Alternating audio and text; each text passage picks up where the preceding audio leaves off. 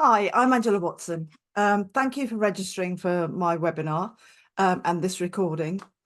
Today, we're going to take a look at improving client relationships through developing the people skills that are essential for communicating effectively with clients.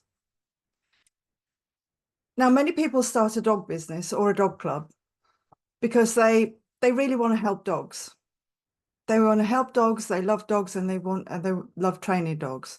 What they don't love so much is training people. But the pet training industry, the dog training industry, focuses a lot on the dog training side of things and less on the people training side of things. And I wanted to readdress that balance. And so I guess you're here because you want some help with that. I guess you're here because you want some help with how to communicate more effectively with your clients so that you retain more clients, have a greater impact, and can therefore train more dogs and help more dogs and make a bigger difference in the world. So the trouble is that the failure to work with the owners often leads to failure with the dog. And so therefore the owners are not getting the results that they want either, because we're not able to work with them and connect with them in a way that is meaningful for them. Alternatively, clients just vanish sometimes and we don't know why. Clients don't tell us that they didn't like the way that we spoke to them. They just go and tell their friends. They don't tell us that the last time we went to see them, we seemed distracted and we were on our phones and not paying attention to them. They tell their friends that, and they just vanish instead. So the thing is, to be a great dog trainer and to create a sustainable dog training business or a thriving club, you need to understand two things. The first thing is, clearly, you need to know about dogs. And the second thing is, you need to understand people.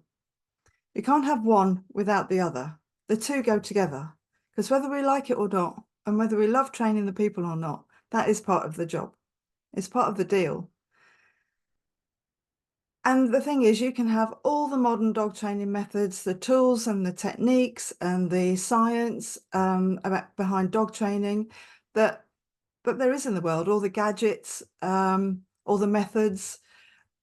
But if there's not a connection with the owner or your client, then it's useless.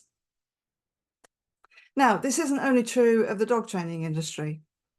I work with medical consultants and experts in their field, consultant surgeons, neurologists, etc. You know, you name it, I've worked with them, medical professionals from all walks of life. And whilst they're experts at what they do and they're great at what they do, and we want our surgeons to be great at operating, don't we? But whilst they're good at that, they're not always great at imparting their knowledge to their juniors and imparting their information that they need to know, or speaking to their junior members of junior doctors, speaking to them in a way that brings out the best in them. So it's not just one industry, it's everywhere. Anyone that works with people and animals, or just people on their own, needs to understand people better.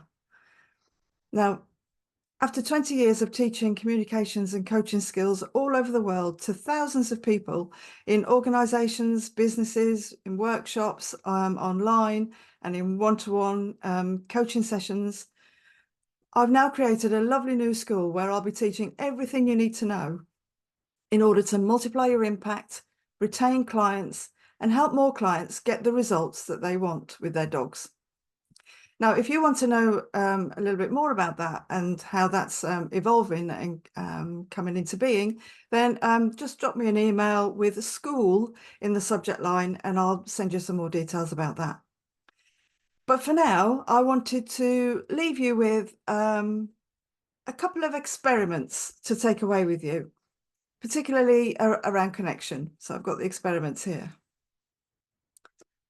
And so, because there's no clients, the thing about connection is like, what is connection anyway?